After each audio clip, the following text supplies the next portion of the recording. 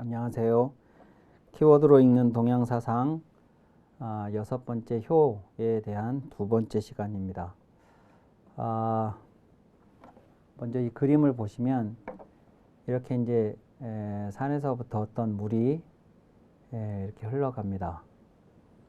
흘러가는데 만약에 이 강물이 이 시냇물이 이렇게 흘러가는데 중간에 이런 구덩이가 하나 있습니다. 그러면 저 물이 흘러갈 때 이 구덩이를 건너서 다음으로 흘러갈 수는 없습니다. 저 구덩이를 채우고 그리고 그 다음으로 흘러가는 것이죠. 그리고 또 흘러가다가 더 큰 구덩이가 나왔습니다. 그러면 저것도 역시 다 채운 다음에 그 다음에 흘러가는 겁니다. 그러니까 이것은 이제 맹자의 이야기인데 친친이 인민, 인민이 애물이라는 말이 있습니다. 어버이를 친애한 뒤에 백성에게 인자하고 백성에게 인자한 뒤에 사물을 사랑한다. 이런 표현인데 이 백성이라는 것은 두 가지 의미가 있는데요. 이 백성은 임금에 대한 백성이 있을 수 있고요. 그건 이제 우리가 말하는 그야말로 그 백성이죠. 그런데 임금에 대한 백성이 있는가 하면 하늘에 대한 개념으로서의 백성이 있어요. 그러면 그것은 이 세상의 모든 사람들을 말하는 겁니다. 임금을 포함해서. 그래서 이제 사람들입니다. 사람들. 이 세상에 존재하는 사람들. 그 사람들 중에 내 어버이를 내가 먼저 친애한 뒤에 그 다른 사람들을 내가 인으로 대할 수 있다. 이런 얘기입니다. 그리고 사람들에게 인자한 뒤에 사람이 아닌 다른 존재들, 사물들에게 사랑을 베풀 수 있다. 그러니까 친친, 인민, 애물은 전부 사랑이라는 개념으로 묶일 수 있는데 대상이 이제 다른 것인데 그 대상이 마치 아까 그림에서 본 것처럼 이제 웅덩이처럼 이렇게 설정이 되어 있는 겁니다. 첫 번째 웅덩이를 채운 물이어야 다음 웅덩이를 채울 수 있다. 그리고 그 다음 웅덩이를 채운 것이어야 세 번째 웅덩이를 채울 수 있다. 그러니까 만약에 이 물이 저 위에서 계속 흘러내려오는 물이 아니라면 첫 번째 웅덩이를 만났을 때 그 웅덩이를 채울 수 없겠죠. 만약에 여기서 이만큼 오다가 여기에 웅덩이가 있으니까 이 웅덩이 건너뛰고 여기서부터 간다? 이것은 이게 언제까지 갈 수 있을지 알 수 없는 물이에요. 저 물은. 그러니까 예를 들어 다른 사람들에게 잘한다. 다른 사람들에게 사랑을 실천한다. 그 자체로 좋은 말이라고 생각이 들지만 자기 부모를 사랑하지 않으면서 다른 사람들한테만 사랑을 편다. 사랑을 실천한다. 이 사랑이 진정성이 있는 사랑이냐? 우리는 의심하게 된다고요. 자기 부모는 방치해 놓고 매주 양로원 같은 데를 찾아가서 다른 어르신들을 보살핀다? 그게 진정성이 있는 것이겠냐고요. 거기에는 무슨 다른 의도가 있거나 이런 것이 되는 거죠. 그래서 내 부모를 사랑한 사람만이 다른 사람의 부모를 사랑할 수 있고 다른 사람들을 사랑할 수 있고 사람을 사랑한 사람만이 사람 이외의 다른 존재들까지도 사랑할 수 있다. 사람을 사랑하지 않는데 다른 동물들 사랑을 실천한다. 이게 가능한 일일까? 그게 정말로 진정성이 있는 것인가? 라는 거죠. 사람보다 동물을 더 소중하게 생각한다는 게 모르겠습니다만 제 상식으로는 그것은 그렇게 설득력이나 진정성을 우리가 인정하기가 어렵지 않을까라는 생각입니다. 그래서 맹자가 친친한 다음에 인민한 다음에 애물이라고 이야기를 했습니다. 그래서 친친, 인민, 애물이 이렇게 이제 있는데 아까 초기에 제가 그 어렸을 때나 조금 자랐을 때나 어른이 됐을 때나 부모님에게 효도가 무엇인가, 어떻게 하는 게 효도하는 것인가 라고 했을 때 그게 이제 내용들이 조금씩 다르지만 공통점은 부모님에게 뭘 해드리는 거다, 이런 말씀을 드렸습니다. 그리고 부모님에게 뭘 해드린다에서 이제 더 나아가서 다른 사람들 또는 다른 사물들에게까지 이제 뭘 하는 거예요. 이 표현은 더 확장이 되어서. 그런데 이게 되어야 이게 되고 이게 되어야 그 다음에 이게 된다, 이런 얘기였는데, 그런데 이거를 가능하게 하는 그것의 힘은 뭐냐? 그러면 결국은 자기 자신을 사랑을 하는 사람만이 저걸 할 수 있어요.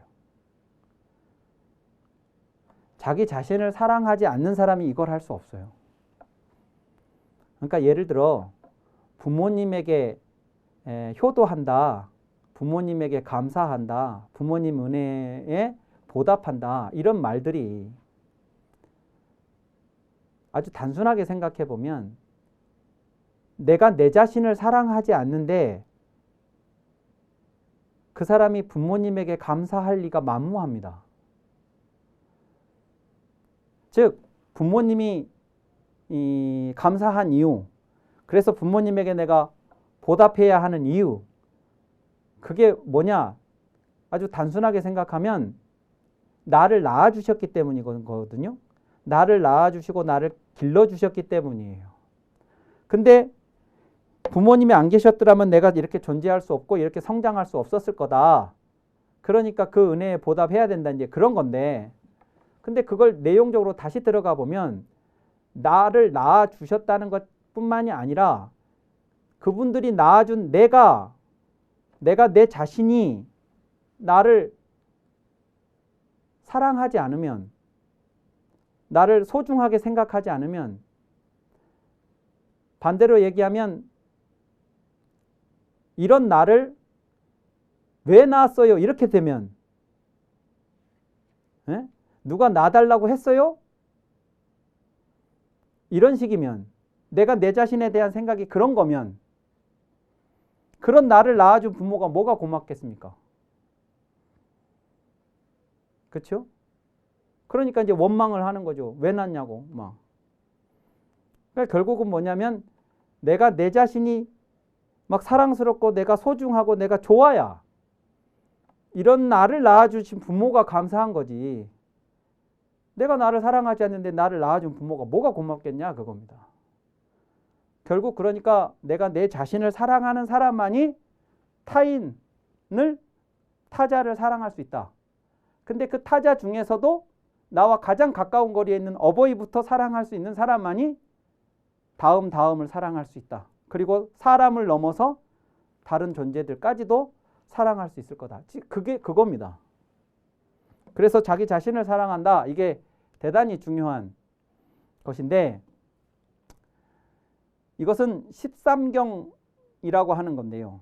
우리가 이제 보통 동양 고전 그러면 사서삼경을 많이 떠올리게 되는데, 이제 사서삼경뿐만 아니라 동양에서 고전들을 이야기를 할 때 13경이라고 하는 것도 있다는 걸 기억을 해 두시면 좋겠습니다. 특히 이제 육아경전 중에 13종의 경서를 13경이라고 부르는데, 이제 논어, 맹자, 시경, 서경, 역경이 있는데 요게 보통 이제 3경이고, 이제 거기에 예기와 춘추를 합하면, 요거까지를 합하면 요게 5경이 됩니다. 5경. 그리고 이 예기 중에 대학하고 중용을 빼서 독립을 시켜서 논어 맹자와 함께 이야기를 하는 게 사서입니다. 사서. 뭐 복잡한데 사실 알고 보면 복잡할 것도 없지만, 이제 그것들 말고 주례, 의례라든가 또 춘추라는 공자가 쓰신 역사서에 세 종류의 이제 주석서들이 있습니다. 좌시전, 공양전, 공량전 하는 이것들을 이제 춘추 3전이라고 하는데 이것들을 각각 하나씩 놓고 그 다음에 이제 이하라고 하는 것이 뭐냐면 고대 사전류의 책입니다. 고대의 사전 유형의 이제 그런 고전입니다. 이제 이런 것들인데 여기서 제가 이제 요 13경 말씀을 드리는 건 뭐냐면 이 13경 중에 효경이라는 책이 있다는 거예요.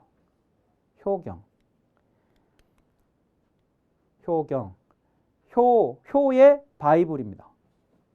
그러니까 효라는 독립된 주제를 가지고 효라고 하는 하나의 주제만 가지고 엮은 책이 효경이에요. 공자와 그의 제자인 증자의 문답 형식으로 이제 이루어져 있습니다. 효경. 그러니까 효경을 13종의 육아에 반드시 우리가 읽어야 할 책들로 선정한 13개 중에 효경이 들어간다 하는 것이 중요한 거고, 이 효경에 보면 이런 내용이 나옵니다. 신체발부 수지부모 불감회상 효지시야 입신행도 양명어 후세 이현부모 효지종야. 뭐 이제 다른 건 몰라도 신체발부 수지부모 이건 아주 많이 들어보셨을 이야기입니다. 몸과 사지와 털억과 살갗은 모두 부모에게서 받은 것이니 감히 회상하지 않는 것이 효의 처음이요. 세상에 우뚝 자신을 세우고 도를 실천함으로써 이름을 후세에 떨쳐 부모님을 드러내는 것이 효의 마침이다. 이런 이야기가 효경의 첫 장면에 나옵니다. 그래서 여기서 지금 효의 시작과 효의 끝, 효지시, 효지종, 시종을 이야기를 하고 있습니다. 그래서 이제 저게 실은 효라고 하는 것이 사상적으로 어떤 의미를 갖는가 하는 것을 보여주는 상징적으로 대표적으로 보여주는 문장인데, 그래서 우리에게도 많이 회자가 되는데, 그런데 사실 저 의미를 잘 이해하지 못하는 사람들이 많습니다. 자, 그래서 또 오해가 또 빚어지기도 하고 그렇죠. 자, 그래서 이제 그 내용을 좀 설명을 드릴까 하는데요. 이제 이 문장을 이해하기 전에 이것을 좀 말씀드리고 싶습니다. 텍스트와 컨텍스트가 있습니다. 텍스트가 있고 컨텍스트가 있는데, 예를 들면 이런 겁니다. 시간은 금이다 라는 말이 있다면 시간은 금이다 라는 저 말은 텍스트입니다. 근데 컨텍스트는 저 말이 어떤 맥락에서 이야기되는가를 따져봐야 하는 문제에 해당하는 것이죠. 만약에 그것이 스승이 제자에게 이 말을 했다면 시간을 금처럼 아껴서 열심히 공부를 해라 하는 이제 당부, 그런 이제 선한 의지로 하는 당부에 해당하겠습니다. 물론 그것도 다시 더 내면한 그 상황으로 찾아 들어가면 평소에 저 선생님이 제자들한테 이 말을 하는 선생님이 어떤 선생님이냐를 또 따져봐야 되기도 하겠지만, 하여튼 이 이야기를 동일한 이야기를 했는데 이 말을 한 분이 이분인 것과, 만약에 똑같은 말인데 악덕 고용업주가 종업원들한테 이 말을 했다면 그건 쉬지 말고 계속 일하라, 노동 착취를 목적으로 하는 말 아니겠습니까? 같은 말이지만 누가 어떤 맥락에서 그 말을 했는가 하는 것을 따져봐야 이 말이 진짜 무슨 의미인지를 우리가 이해할 수 있게 되는 거죠. 저 텍스트만 가지고는 우리가 저걸 다 이해했다고 말하기가 어려운 거죠. 예를 들어 그 유시민 작가가 쓴 유럽 도시 기행일이라는 책 서문 중에 이런 말이 나옵니다. 도시의 건축과 박물관, 미술관, 길과 공원, 도시의 모든 것은 텍스트일 뿐이다. 우리에게 이제 주어진 텍스트죠. 근데 모든 텍스트가 그러하듯 도시의 텍스트도 해석을 요구하는데 그 요구에 응답하려면 컨텍스트를 파악해야 한다. 컨텍스트는 텍스트를 해석하는 데 필요한 모든 정보를 말한다. 도시의 건축물과 공간은 그것을 만든 사람의 생각과 감정과 욕망, 그들이 처해 있었던 환경에 관한 정보를 담고 있으니까 이걸 이해하고 텍스트를 봐야 제대로 이해한다. 그런 얘기죠. 이 텍스트만 봐가지고 내가 느끼는 느낌이 그것을 제대로 이해한 것은 아니라는 것입니다. 그리고 실제 콘텍스트라는 이 단어는 어떤 일의 맥락 혹은 전후 사정, 어떤 글의 맥락, 문맥이라는 뜻으로 이제 사용이 되는데 그것은 함께 엮어서 짜거나 꼬다라는 뜻의 라틴어에서 유래한 말이라는 겁니다. 그러니까 함께 이것저것이 다 같이 이실 저실이 다 같이 함께 엮여서 짜졌거나 꼬여 있는 것을 하나만 가지고는 그걸 전부 이해한다고 할 수가 없으니까 그것을 전부 다 파악해야 그것을 이제 제대로 이해하는 것이다. 그래서 이제 텍스트에다가 이제 컨이라고 하는 것을 붙여서 컨텍스트 이렇게 이야기를 하는 거죠. 효도도 마찬가지입니다. 효도도 마찬가지로 그냥 우리가 피상적으로 느끼는 그게 효도가 아니에요. 그분들이 그 효도라는 말을 썼을 때 어떤 컨텍스트를 가지고 그 단어를 사용하고 그 개념을 사용하고 그 말을 했는가 하는 것을 볼 필요가 있는데 그 아까 신체 발부도 마찬가지입니다. 신체 발부 그 문장도 그냥 우리가 피상적으로 느끼는 그것만 가지고 그 문장을 이해했다고 볼 수가 없어요. 그래서 컨텍스트를 봐야 되는데 예를 들어 이런 말이 있습니다. 털끝 하나 건드리지 마라. 그러니까 어떤 사랑하는 사람들이 이제 둘이 이렇게 걸어가는데 이제 깡패 같은 애들이 나타나 가지고 이제 내가 사랑하는 사람을 이제 위협을 하고 나를 움직이지도 못하도록 이제 꽉 잡고 있고 뭐 이제 그랬을 때 이제 내가 하는 말입니다. 내가 사랑하는 사람의 털끝 하나 건드리지 마라. 내가 이렇게 얘기를 했다면 이 말이 털끝만 빼고 나머지 다른 곳은 다 건드려도 된다는, 그러니까 털끝이 이게 최상을 이야기하는 거냐 전체를 얘기하는 거냐, 그것만 빼고 나머지는 다 건드려도 된다 이런 말이겠냐, 아니면 다른 것은 말할 것도 없고 털끝조차 건드리지 말라 이 말이겠냐 하는 겁니다. 그냥 요걸 그대로 하면 털끝 하나만 안 건드리면 된다 이렇게 이해할 수도 있겠는데 그게 이 말을 한 사람의 의도가 아닐 거라 요 말이겠죠. 당연히 저 말이 아니고. 자, 그러면 신체 발부를 손상하지 않는 게 효도의 시작이다. 그러면 신체 발부만 회상 안 하면 효도냐? 그게 아닐 거 아니겠어요. 그게 저 말을 한 사람의 목적이 아닐 거죠. 그러니까 다른 건 말할 필요도 없고 요것조차도 이런 뜻이지 이것만 회상하지 말라 그 뜻이 아닐 거 아니냐 그 말이에요. 그러면 이 말이 무슨 말이겠냐?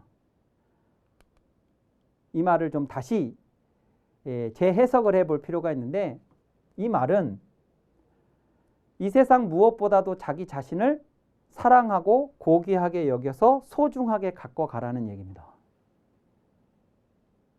내 몸 하나, 털억 하나, 손톱 하나까지도, 살갗 하나까지도 우리 부모님에게서 받은 거야.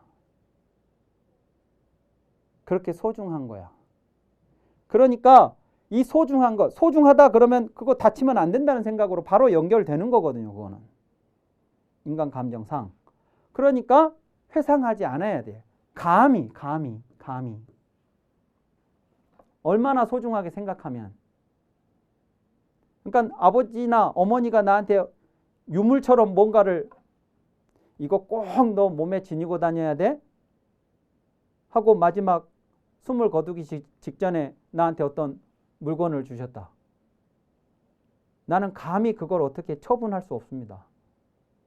나한테는 둘도 없는 것이니까요. 근데 신체 발부가 그렇다. 그러니까 신체 발부조차도 감히 회상하지 않는다는 말은 이 세상 어떤 것보다도 나를 사랑하라 그 얘기입니다. 털끝 하나도 사랑하고 피부 한 조각도 사랑하고 손톱 하나까지도 사랑해라. 회상하지 말고 그 부모님에게서 받은 거다. 이런 거예요. 그러니까 신체마저도 그렇게 고귀하게 여길 줄 안다면 자신의 삶 자체를 얼마나 소중하게 가꾸지 않을 수 없을 건가 하는 얘기를 하는 거죠. 그러니까 효도의 시작은 뭐냐? 신체 발부를 회상하지 않는 거다. 그게 아니고 자신을 세상의 어떤 것보다도 사랑하는 거다.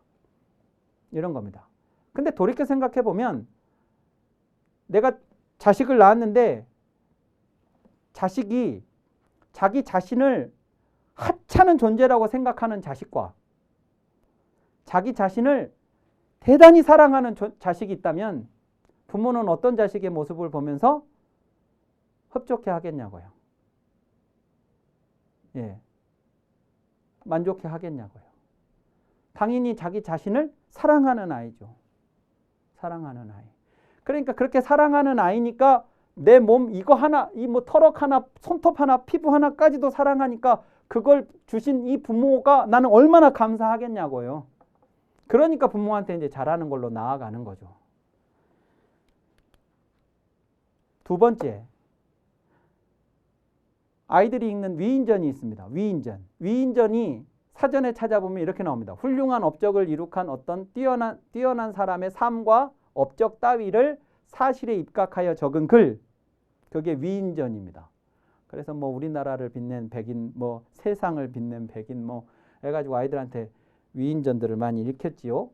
그 중에 이제 이순신 장군도 반드시 들어갑니다. 예. 그러면 이제 이순신 장군 임진왜란 때 우리나라를 구한, 임진왜란 때 이순신이 없었으면 진짜 상상하기도 어려운 끔찍한 상황으로 그 다음 역사가 전개가 됐을지도 모르는데 이제 우리에게 그만큼 이제 큰 그 영향을 끼친 이순신 장군의 위인전을 펼쳐보면 이순신 장군이 한 일만 나오는 게 아니고 그것이 중요한 내용이고 그게 소중한 것이긴 하나 이분이 조선의 수도인 한양 건천동, 지금의 서울특별시 중구 인현동에서 아버지 이정이라는 분과 어머니 변씨 사이의 셋째 아들로 태어났다. 이런 식으로 이야기가 쓰여요. 위인이 있으면 그 위인만 우리가 조명을 하는 게 아니고 반드시 그의 부모를 찾게 돼 있어요. 도대체 누구 아들이냐? 누구 딸이냐? 어떻게 이런 분을 낳아서 우리에게 이렇게 큰 은혜를 입도록 해주셨냐? 그래서 이분에게 감사하는 것도 감사하는 거지만 이런 분을 우리에게 주신 그의 부모를 반드시 찾게 돼 있는 거라고요. 이순신 장군은 1545년에 태어나서 1598년에 세상을 떴습니다. 그 사이에 임진왜란이라고 하는 이제 그 엄청난 전란에 이제 우리나라가 힘들어 했고 그 과정에서 이제 영웅처럼 그 전란에 그 상황에서 이제 전승을 하고 뭐 이제 그 전설적인 인물이 되었죠. 근데 이순신 장군이 요의 이야기가 여기만 국한되는 게 아니고 반드시 그것은 더 확장되어서 그분의 부모가 누구고 그 부모님의 부모는 또 누구고 이렇게 막 올라간다고요. 위인전에 어린이들 위인전에는 그렇게까지 안 가지만 이제 연구를 한다면 그렇게까지 올라갑니다. 그래서 고려시대 누구의 후손이고 뭐 어떻게 되고 그래서 그분이 이정인데 왜 아들 이름이 순신이냐 아세요? 그 이순신이 셋째 아들 순신인데 이 이순신 위에 형님이 요신이에요. 요신. 그 다음에 그 위가 희신, 우신인데 이제 지난번 성인 했을 때도 말을 했지만 그 삼황 오제 중에 요순이 마지막 두 분이고 그 위에 최초에 이제 복희라는 분이 계셨고 그 복희의 희자와 요임금의 요자와 순임금의 순자와 순임금이 그 임금의 자리를 물려준 분이 우라는 임금이에요. 이렇게 이름을 지은 거예요. 그래서 이제 그 전에 누가 있었고 형제는 어떻게 됐고 막 그런 것들을 싹 다 역사에서 소환을 합니다. 그래서 이분은 1545년에 태어났지만 그 이전으로도 소급해 올라갈 뿐만 아니라 이게 여기까지 내려와서 지금도 덕분에라고 우리는 감사해야 하고 존경한다고요.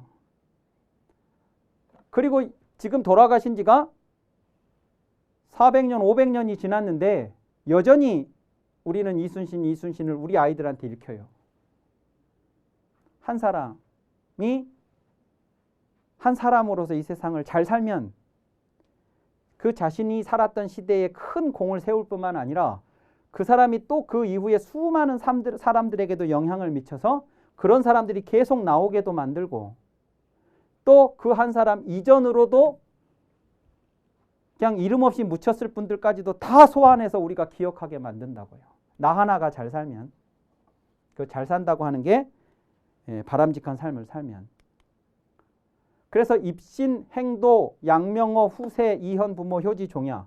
세상에 우뚝 자신을 세우고 도를 실천함으로써 이름을 후세에 떨쳐 라는 게 입신, 행도, 양명어, 후세인데 요게 입신, 양명입니다. 입신, 양명이 그냥 무조건 세상에 출세한다 그런 의미가 아니라 입신, 행도라는 말이 세상에 우뚝 자신을 세운다는 건 영향력이 있는 자리에 간다는 뜻이에요. 근데 남들에게 영향력을 행사할 수 있는 자리에 내 자신을 세웠는데 거기서 영향력을 행사하는 방식이 도에 어긋나는 무도한 짓을 하면 해를 끼칠 것이고 해악을 많이 거기 가서 도를 실천한다면 많은 혜택을 끼치게 되겠죠. 근데 그게 도를 실천한 거예요. 그래서 양명어 후세 그랬습니다. 그러면 이 실천의 결과를 직접적으로 받는 사람들은 당시인들이겠지요. 당시 사람들인데 당시 사람들뿐만 아니라 후세에까지 내 이름을 떨쳐요. 400년, 500년이 지났는데도 여전히 그 사람의 이름을 기억하고 있어요. 사람들이. 근데 자신의 이름만 기억하는 게 아니라 부모님을 드러낸다니까요. 이정이라는 분은 역사에 기록될 만한 업적을 남기신 분이 아니에요. 근데 이순신 아버지라서 우리가 기억을 하는 거예요. 내 부모를 드러내는 게 내가 막 못된 짓 해가지고 돈 벌어가지고 막 동상 세운다고 부모님 드러내지는 게 아닙니다. 이렇게 해야 진정으로 드러나는 거죠. 우리들이 찾아서 그분의 부모를 찾아서 기억하고자 할 때 그게 진정한 의미의 드러냄이죠. 그것이 효의 마침이다 이겁니다. 자, 그러면 이 문장은 어떻게 재해석이 될 수 있느냐? 자신의 삶을 고귀하게 여기고 가꾸는 것에서 나를 고귀하게, 내 삶을 고귀하게 내가 가꿔가는 것에서 한 걸음 더 나아가 자신의 삶이 세상을 이롭게 할 때 그렇게 함으로써 부모님이 나에게 생명을 주신 것이 세상을 위해 큰 일을 하신 것이 이 이순신 장군의 부모님은 이순신을 낳은 것만으로도 역사에 큰 일을 하신 거죠. 낳아서 그렇게 키워주신 것만으로도. 이제 그게 결국은 내가 잘 살았다의 결과물들인 거죠. 그러니까 앞에서 신체발부 얘기는 나를 소중하고 고귀하게 가꿔가라. 그 얘기고 요것은 그렇게 가꾼 내가 세상을 위해서 살아라. 효도의 시작과 효도의 끝을 얘기했는데 여기 어디에도 부모님께 뭐 해드려라 이 말은 없어요. 부모님한테 용돈 드려라, 여행시켜드려라, 뭐 옷 사드려라 이런 건 없다고요. 내가 어떻게 살 것이냐의 문제지. 효가 이렇게 이해되어야 돼요. 이제 이렇게 살다 보니 내가 부모님에게 깍듯이 하는 거죠. 이렇게 사는 사람이. 그런 것이지 효의 목적이 바로 그거는 아니다 하는 것입니다. 나머지 이야기들은 다음 시간에 이어서 계속하도록 하겠습니다. 감사합니다.